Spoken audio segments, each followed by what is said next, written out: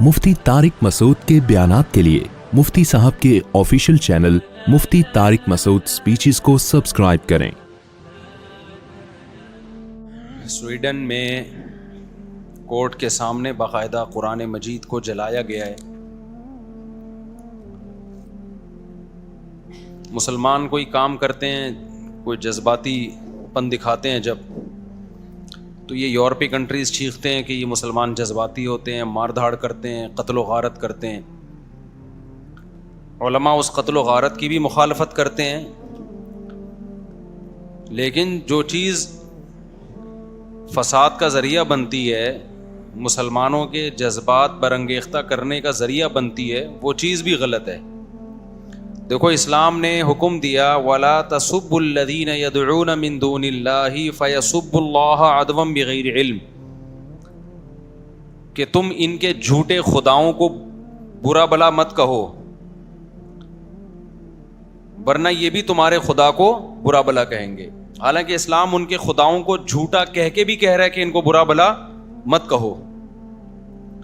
कुरान में अलहम से लेके वन्नास तक कितनी जगह बुत परस्ती की मुखालफत है कि बुतों की इबादत मत करो, लेकिन फिर भी कुरान कह रहा है इस तरह से रद्द मत करो कि ये तुम्हारे खुदा को बुरा कहें।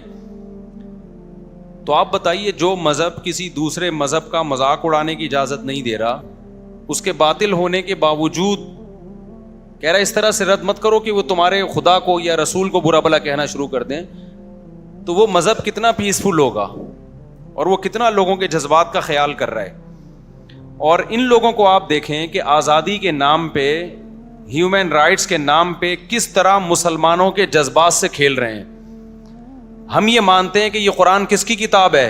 अल्लाह की किताब। तो जिस खुदा को हम अल्लाह मान रहे हैं और क्रिएटर मान रहे हैं और हमारे ईमान का हिस्सा है, उस पर हम जान देने के लिए तैयार हैं, तो हम ये बर्दाश्त कर लेंगे कि उस खुदा के कलाम को हमारी नज़रों के सामने जलाया जाए? ये बर्दाश्त कर लेंगे हम क्या? ये कोई झूठे मजहब का मानने वाला तो बर्दाश्त कर लेगा, जिसको अपनी किताब के अल्लाह की किताब होने का यकीन ना हो। इसकी मैं आपको एक मिसाल देता हूं।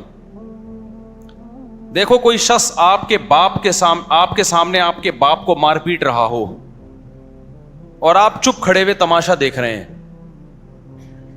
तो लोग क्या कहेंगे? या तो ये आदमी बिल्कुल बेगैरत है, गैरत है ही नहीं इसमें, या ये कंफ्यूजन में है कि ये इसका बाप है भी या नहीं है। ऐसा ही है ना कि पता नहीं, हो सकता है ये मेरे वालिद ना हो, उनकी शक्ल का कोई आदमी हो और मैं खामखा में इस जंग में कूद पड़ूं और ये बाद में पता चला कि ये मेरे अब्बा नहीं है।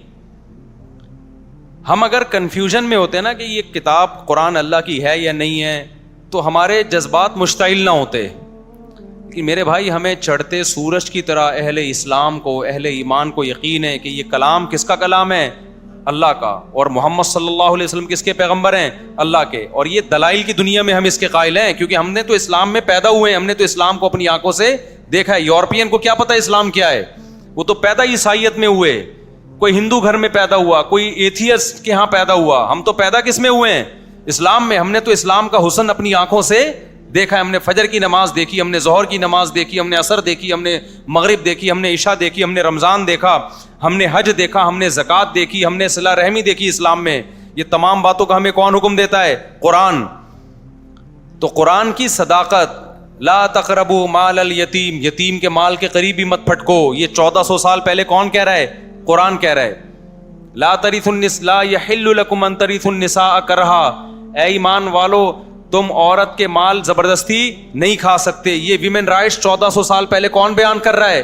कुरान बयान कर रहा है। इन्नमल खमरु वल मैसिरु वल अंसाबु वल अज़लाम, जुआ और शराब हराम है, हम जुआ नहीं खेलते, हम शराब नहीं पीते। ये कौन कह रहा है? ये कुरान कह रहा है। हम जिना नहीं करते। क्या जिना मुश्किल काम है इस जमाने में? बताओ, कितना आसान हो गया।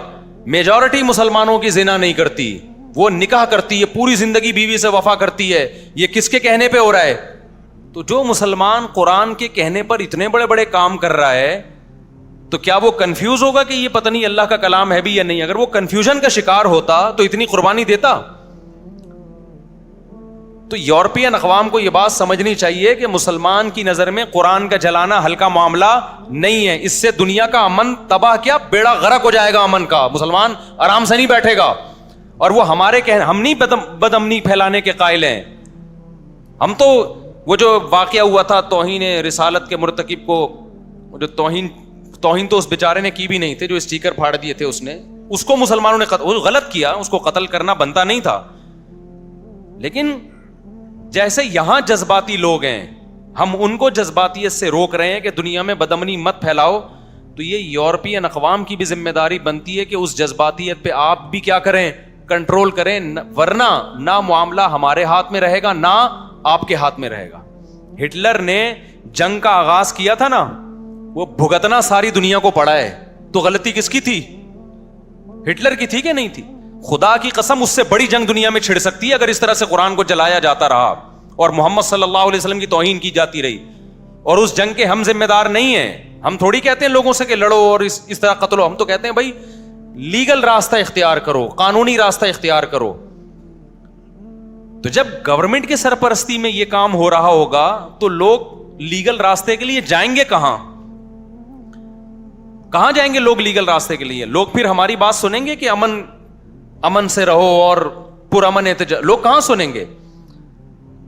تو ہم تو ابھی بھی کہتے ہیں بھائی پرامن احتجاج کرو آپ, لیکن آپ بھی وہ کام کرو کہ دنیا میں امن خراب نہ ہو. مسلمان کسی قیمت پہ بھی پیغمبر کی توہین, قرآن کی توہین برداشت نہیں کر سکتے, ناممکن ہے. یورپین اقوام کو یہ بات سمجھ میں نہیں آ رہی ہے, وہ ٹرائی کر کے دیکھ رہے ہیں کہ ان کو ہوتا کیا ہے. آپ کھیلیں نہیں بھائی ہمارے جذبات سے.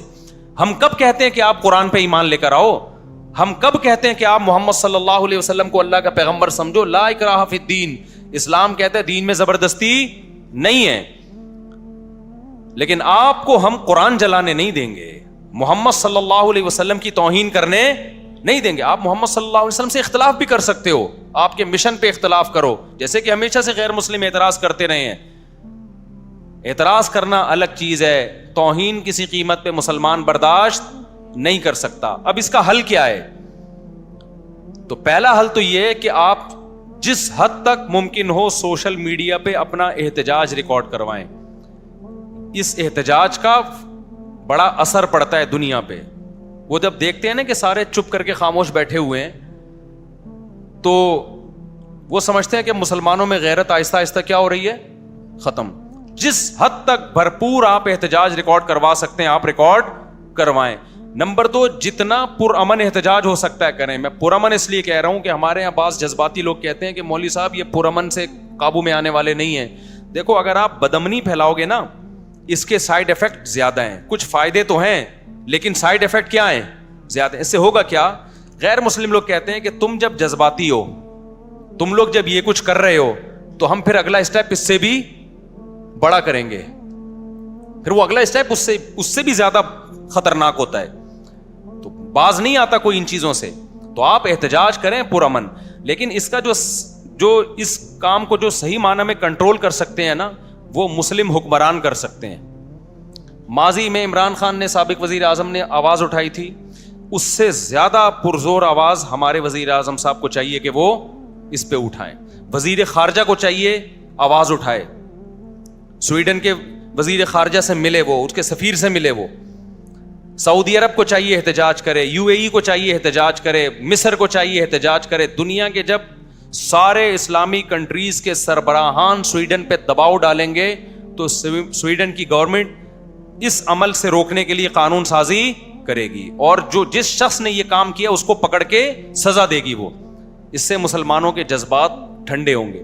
تو آپ پر بھی لازم ہے کہ آپ اپنے حکمرانوں پہ دباؤ ڈالیں, کیونکہ حکومتی لیول پہ جو کام کیا جاتا ہے وہ آرگنائزڈ ہوتا ہے, وہ تمیز سے کام ہوتا ہے, اور اس کا اثر زیادہ ہوتا ہے. عوام جب اپنے طور پہ توڑ پھوڑ, مار دھار, قتل و غارت شروع کرتی ہے, اس کے فائدے کم ہوتے ہیں, سائیڈ افیکٹ اس کے بہت خطرناک ہوتے ہیں, بہت گھناؤنے نتائج ہوتے ہیں اس کے. تو اس لیے اپنے حکمرانوں پہ بھی سوشل میڈیا پہ دباؤ ڈالیں کہ بھائی آپ آواز کیوں نہیں اٹھا رہے. ہمارے سفیر کو چاہیے آواز اٹھائے, سویڈن کے سفیر سے ملے, دباؤ ڈالا جائے, یونائٹڈ نیشن میں اس مسئلے کو اٹھایا جائے کہ ہماری نظر میں یہ مسئلہ ہلکا نہیں ہے. دیکھیں پوری دنیا میں چند اصول ایسے ہیں جن کو ساری دنیا مانتی ہے. یونائٹڈ نیشن مانتی ہے ان قوانین کو, یعنی بناتی ہے اس کے لیے, ان اصولوں کے لیے قوانین. وہ کیا ہے کہ دنیا میں بدامنی اور نقض امن کوئی بھی برداشت نہیں کرتا. کسی کے دیکھو یوٹیوب کی پالیسی ہے, ہم جب قربانی کے جانور ذبح کرتے ہیں, آپ ولاگ بنائیں, لیکن جانور ذبح کرتے ہوئے آپ یوٹیوب پہ نہیں ڈال سکتے. کیوں؟ وہ کہتے ہیں بھائی غیر مسلم کو یہ عمل پسند, وہ جانور کو تڑپتا نہیں دیکھ سکتے, خون نکل رہا ہے. ٹھیک ہے, ان کی پالیسی ہے بھائی. تو ہم بھی کہتے ہیں یار اگر آپ کو پسند نہیں ہے تو ہم اس لا کو کیا کریں گے, کیونکہ یہ قربانی تو ہمارا گھر کا مسئلہ ہے نا. ہم پوری دنیا کو تھوڑی دکھائیں گے اس کے بھائی ہم جانور ذبح کر رہے ہیں, ان کو تکلیف ہو رہی ہے تو ہم نہیں دکھائیں گے آپ کو.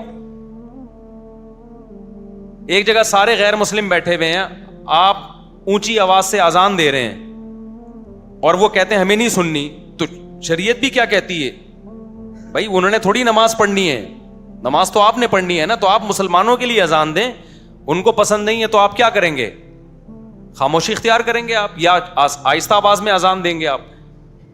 تو جب آپ کا اپنا کنٹری ہے, آپ کا اپنا ملک ہے تو ٹھیک ہے, پھر آپ جیسے چاہیں چلیں, لیکن جب دوسرے کا ملک ہے, دوسرے کا کنٹری ہے, تو آپ کو اس کے لا کو فالو کرنا پڑے گا. تو یہاں بھی ایسا ہی ہے کہ ہم جب یہ کہتے ہیں کہ بھائی ہم گائے ذبح کر کے یوٹیوب پہ نہیں ڈال رہے, فیس بک پہ نہیں ڈال رہے, دوسروں کے جذبات کو کیا ہوتی ہے, ٹھیس پہنچتی ہے, اور ہم یوٹیوب کے اس قانون پہ احتجاج بھی نہیں کر رہے. ہم کہتے ہیں بھائی ٹھیک ہے آپ نے قانون بنایا, سارے انسانوں کو سامنے رکھے تو ہمیں فالو کریں گے.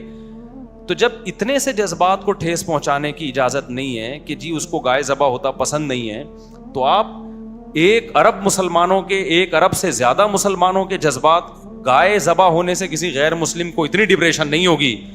نبی صلی اللہ علیہ وسلم کی توہین اور قرآن کی توہین سے 1 ارب سے زیادہ انسان ہیں جن کے جذبات صرف مجروح نہیں ہوتے, بے پناہ مجروح ہوتے ہیں.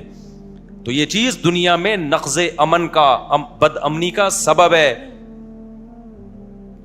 یہ ایسی چیز ہے جس کو غیر مسلم بھی مانے گا اگر اس میں عقل ہوگی. تو سویڈن کی گورنمنٹ کو پر لازم ہے کہ وہ فوراً, جیسے انہوں نے کیا تھا, نیوزی لینڈ نے کیا تھا نا, چند مسلمان قتل ہو گئے تھے, تو کیسے مسلمانوں کا دل جیت لیا نیوزی لینڈ کی گورنمنٹ نے, کتنا پروٹوکول دیا مسلمانوں کو کہ ایک دہشت گرد نے گھس کے مسجد میں چند مسلمانوں کو قتل کیا. اب میں دنیا میں جہاں بھی جاتا ہوں, نیوزی لینڈ کے اس واقعے پر ساری دنیا کے مسلمان نیوزی لینڈ گورنمنٹ کو سپورٹ کرتے ہیں اور تعریف کرتے ہیں, یار نیوزی لینڈ گورنمنٹ نے ہمارے دل جیت لیے. تو اگر سویڈن کی گورنمنٹ یہ کام کرے گی بھائی, یہ آپ دنیا میں بدامنی کا ذریعہ بنو گے, ساری دنیا آپ کو برا بھلا کہے گی, ساری دنیا آپ کو پر جو ہے وہ لعنت بھیجے گی. تو اس لیے سوشل میڈیا پہ جتنا احتجاج کر سکتے ہیں کریں آپ. اور دوسری بات یہ, اپنے حکمرانوں پہ دباؤ ڈالیں کہ وہ اس پر اپنا احتجاج ریکارڈ کروائیں, سویڈن کے سفیر سے ملیں, ان کی وزارت خارجہ سے ملیں, ان پہ دباؤ ڈالیں. جب حکومتی سطح پہ دباؤ آئے گا نا, دیکھو انڈیا میں مسلمانوں پہ ظلم شروع ہوا, جب سعودی عرب نے دباؤ ڈالا تو ظلم میں کمی آئی, پھر جب سعودی عرب کی طرف سے دباؤ کم ہوتا ہے پھر ظلم بڑھنا شروع ہو جاتا ہے.